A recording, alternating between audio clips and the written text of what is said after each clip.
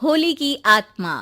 बचपन से शहर में रहने वाला मनोज इस साल होली की छुट्टियों में अपने गांव दुर्गापुर वापस आता है, जहां उसे देख पूरा गांव खुशी से झूम उठता है। जब गया था तब इतना सा था और अब देखो कितना बड़ा हो गया है। हाँ सरपंच जी, जब मैं गया था तब आप भी बहुत जवान थे और अब देखो कितने बूढ़े हो गए हैं आप। चलो चलो बढ़िया है। बच्चा घर वापस आ गया। इसी खुशी में आज रात पार्टी होगी। क्या बात है, गांव में भी पार्टियां होने लगी। वैसे अगर पार्टी की बात है तो आज क्यों सीधा होली पार्टी करते हैं। होली पार्टी की बात सुन चहल पहल में अचानक सन्नाटा छा जाता है, जिसे देख मनोज को कुछ अजीब लगता है, लेकिन तभी सरपंच बात पलट देता है। अब बहुत देर हो गई, चलो सब अपने घर चलो, पार्टी के बारे में कल सोचेंगे।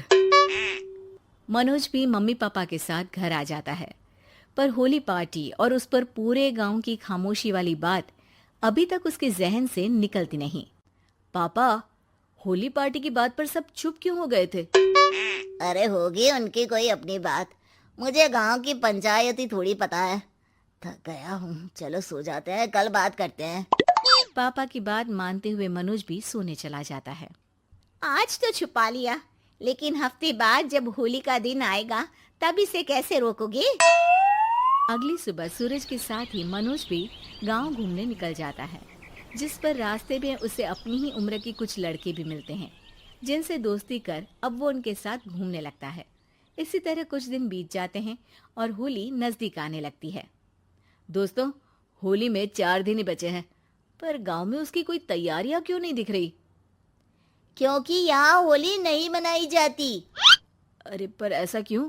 वो राजा भूषण। अरे तुम 4 दिन के लिए आए हो, क्या इतना सोच रहे हो?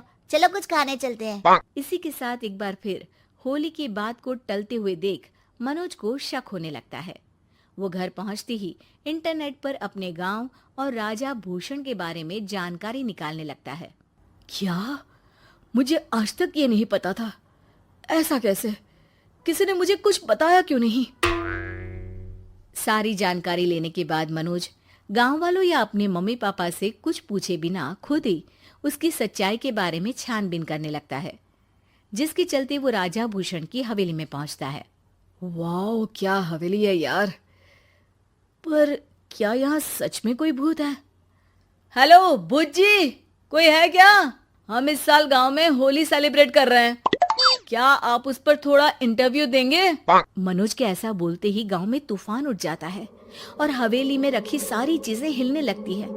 एक अदृश्य शक्ति मनोज को धक्का देकर हवेली से बाहर निकाल दरवाजा बंद कर लेती है। ये सब देख मनोज हैरान रह जाता है। क्या अभी मुझे हवा ने धक्का देकर बाहर निकाल दिया?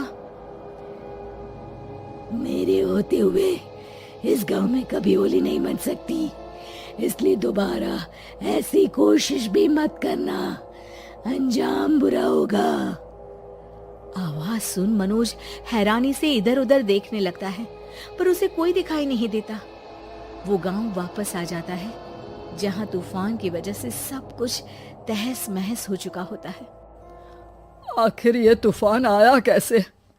ना ऐसा कोई मौसम था और ना ही हमने होली का त्योहार मनाने की बात की थी। सरपंच की बात पर कोई रिएक्शन दिए बिना मनोज चुपचाप अपने घर चला जाता है। इस तरह देखते ही देखते होली का दिन भी आ जाता है और मनोज रंग लेकर गांव में निकल जाता है, लेकिन गांव पूरी तरह खाली होता है। अरे त्योहार का दिन है, धूमधाम की जगह मातम क्यों मनाया हुआ है?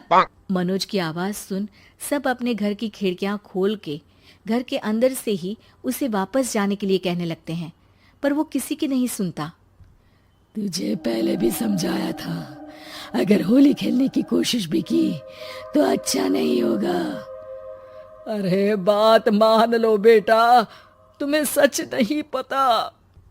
मुझे सब पता है।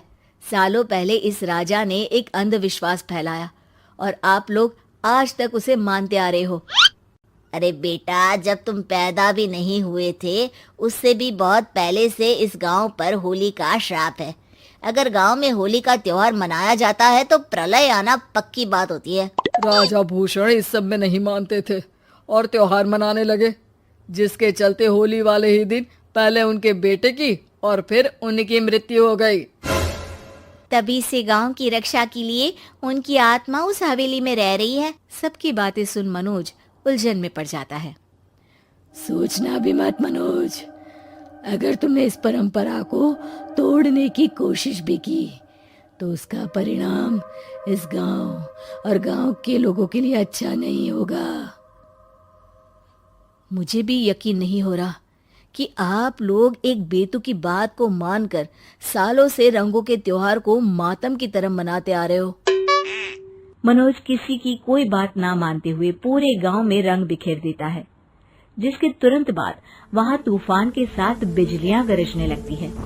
अचानक मौसम में ऐसा बदलाव देख जहां मनोज कंफ्यूजन में आ जाता है, वहीं गांव वाले डर से सहम जाते हैं।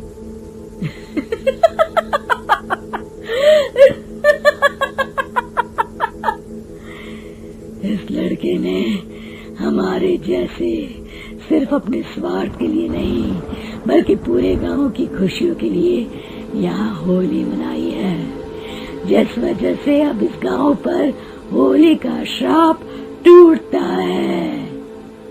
ऐसा बोलकर राजा का भूत वहां से गायब हो जाता है, जिसके बाद गांव के लोग धूमधाम से होली मनाते हैं।